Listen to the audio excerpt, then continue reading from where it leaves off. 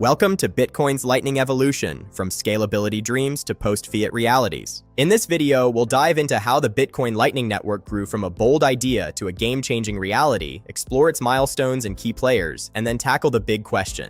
In a world where fiat currencies fade away, what's the role of stablecoins and altcoins? And could Bitcoin itself become the ultimate stablecoin? Buckle up. This is a journey through Bitcoin's past, present, and future. Let's start at the beginning. The Bitcoin Lightning Network, or LN, was born to solve Bitcoin's biggest headaches: slow transactions, high fees, and congestion on the main blockchain, often called the time chain. Joseph Poon and Thaddeus Dryja proposed the idea in a white paper published in January 2016. It described off-chain payment channels. Think of them as private tabs at a bar where you only settle the final bill on the blockchain. This enables instant, cheap micropayments while keeping Bitcoin decentralized. From 2016 to 2017, development ramped up. Key players like Lightning Labs, founded by Elizabeth Stark, along with Blockstream and Async, built the tech. A major milestone? The SegWit upgrade in August 2017, which fixed bugs and boosted capacity, making Lightning possible.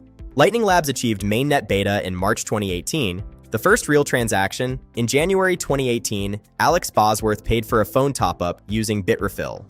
By 2019, fun experiments like the Lightning Torch was possible, involving folks like Twitter founder Jack Dorsey, sending amounts of Satoshis around the world, like a game of tag. Network capacity grew to 1,100 BTC, with wallets like Breeze and exchanges like Bitfinex jumping in. 2021 was huge. El Salvador made Bitcoin legal tender in September, using Lightning for everyday low-fee payments. Think remittances, sending $100 from the US with pennies in fees. The Taproot upgrade in November added privacy. By 2023, transactions hit 6.6 million monthly, fueled by gaming via Zebedee and tipping on X. Fast forward to 2025-2026, monthly volumes exploded to more than $1 billion, a standout milestone. On January 28, 2026, SDM sent $1 million in Bitcoin to Kraken via Lightning in just 0.43 seconds. This proved LN's ready for big institutional moves. Major players like Lightning Labs and Async have built a robust backbone for the world. Today, you can even withdraw Bitcoin via Lightning from Binance.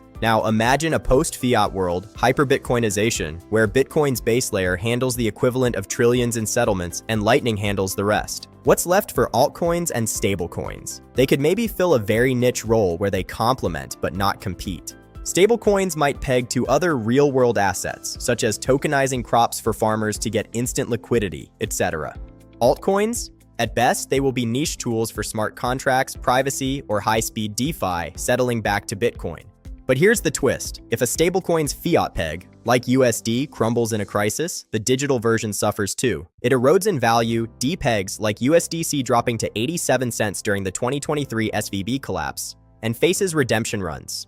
History screams it loudly. All fiat currencies eventually hit zero due to debasement, from 152 plus documented collapses like Weimar Germany to a modern-day Venezuela. Average lifespan of a fiat currency? Just 24 to 27 years. Even survivors like the USD have lost 97% purchasing power. Long-term, does Bitcoin become the only true stablecoin? In a way, yes. Its 21 million cap ensures scarcity. No printing presses. It could eventually stabilize as the global unit of account, with Lightning for daily use. Volatility drops with mass adoption.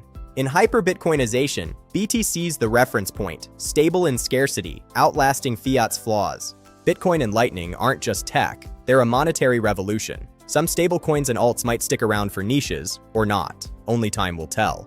But Bitcoin's path points to ultimate stability. What do you think? Will BTC reign supreme?